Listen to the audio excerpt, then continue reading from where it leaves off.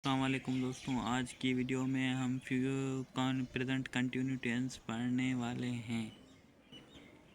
ठीक है बच्चों, पहले बात तो मैं आपको ये क्लियर कर दूं कि टोटल तीन सेंटेंस है।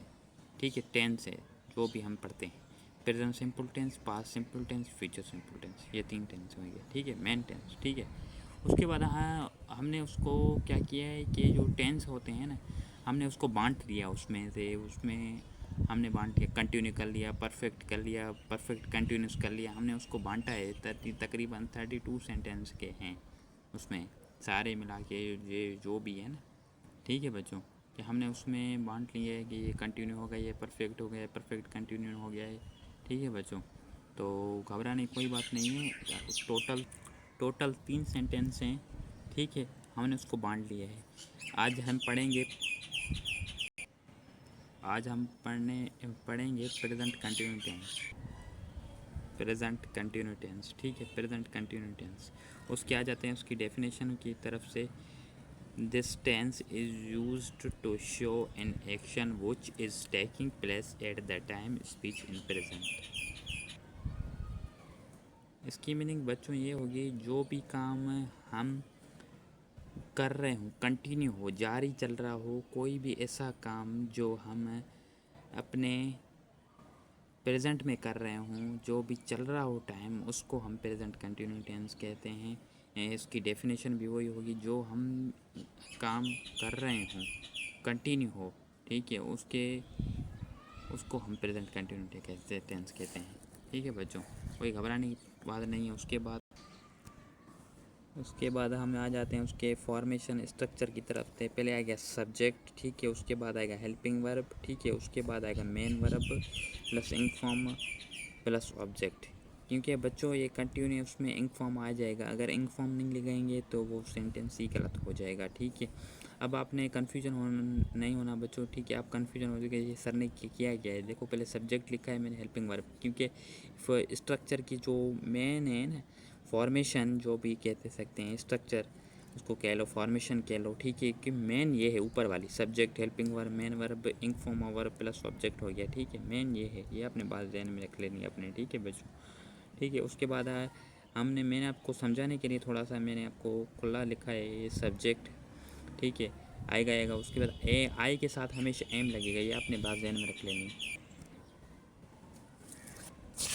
ठीक है, आपने बच्चों सबसे पहले घबराना नहीं है। ठीक है, क्योंकि मैंने आपको समझाने के लिए ये लिखा है, सब्जेक्ट आई के साथ हमेशा एम लगेगा, ये अपने बात ध्यान में डाल लेनी है। प्रेजेंट फॉर्म ऑफ वर्ब, ठीक है, इसको हम मेन वर्ब भी कह सकते हैं, कोई टेंशन नहीं लेने की बात नहीं है। ठीक है बच्चों, इसको इंक फॉर्म लगेगा, मैंने आपको ऊपर भी बताया, क्योंकि कंटिन्यू है, इंक फॉर्म लगेगा। ठीक है, प्लस ऑब्जेक्ट आ गया। ठीक है बच्चों, ठीक है। उसके बाद आ जाते हैं हम एग्जाम्पल की तरफ।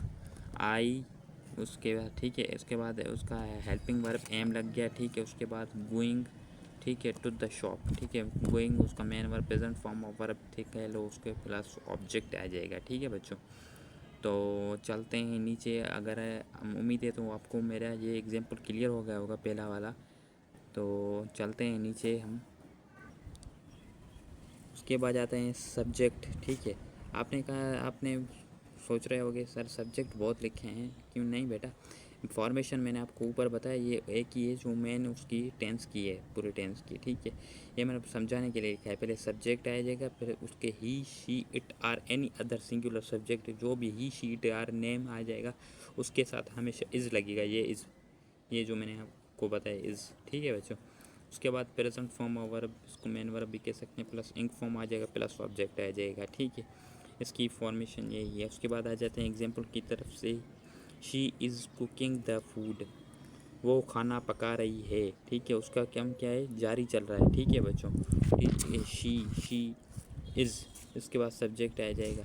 ठीक है, सब्जेक्ट ये आ जाएगा, उसके बाद हेल्पिंग वर्ब आ जाएगा। मैंने आपको बताया ही, शी, इट के साथ हमेशा इज़ लगेगा। ठीक है, कुक उसका first form, ing form of उसका कंटिन्यू में जो लगता है। ठीक है, उसके कुक इंग लगेगा। अगर इंक फॉर्म नहीं देंगे तो ये सेंटेंस पूरा गलत हो जाएगा।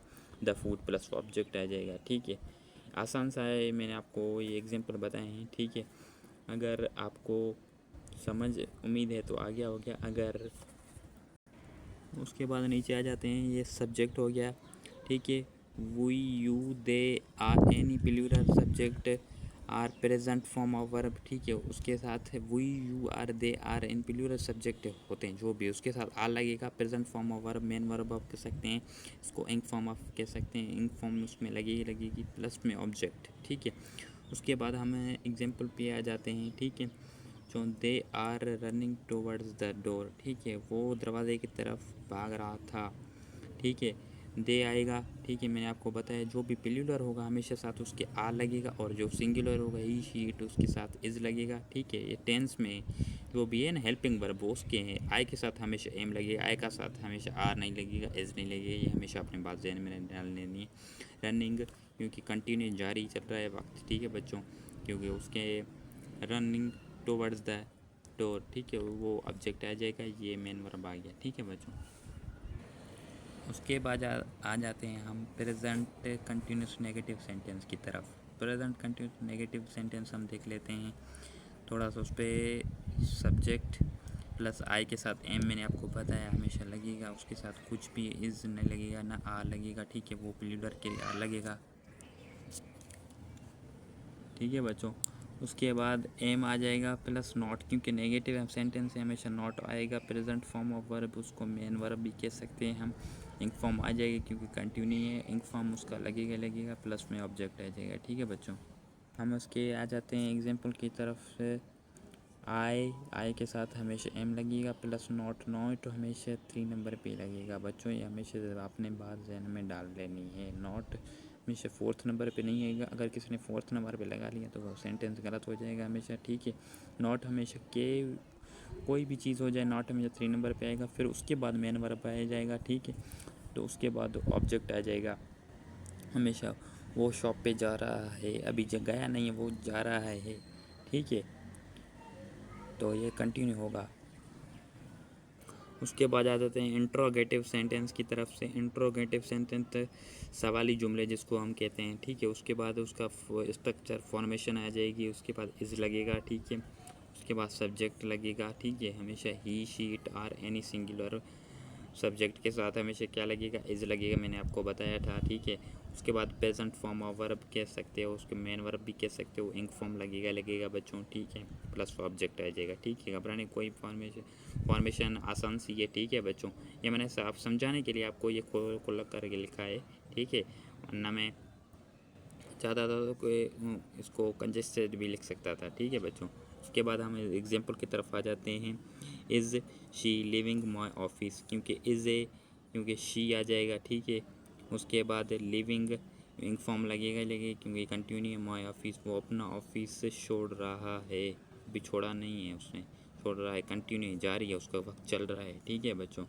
क्योंकि ये आपने सोचा वो क्वेश्चन मार्क क्यों दिया है, क्योंकि बच्चों ये सवाली जुमला है, मैंने आपको ऊपर भी बताया सवाली। अगर हमने ये क्वेश्चन मार्क नहीं लगाया, ये हमने सारा सेम सही लिख लिया जो सेंटेंस, तो ये गलत हो जाएगा। हमेशा अपनी ये याद रखनी है जहन में बात, ठीक है बच्चों।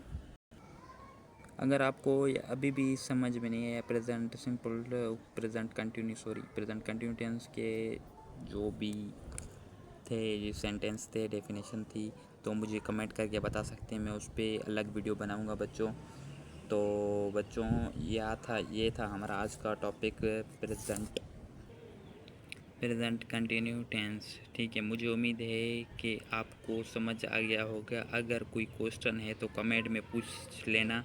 वीडियो पसंद आई हो तो वीडियो को लाइक शेयर करो और चैनल को सब्सक्राइब करना मत भूलना। मिलते हैं अगली वीडियो में, अल्लाह हाफिज़।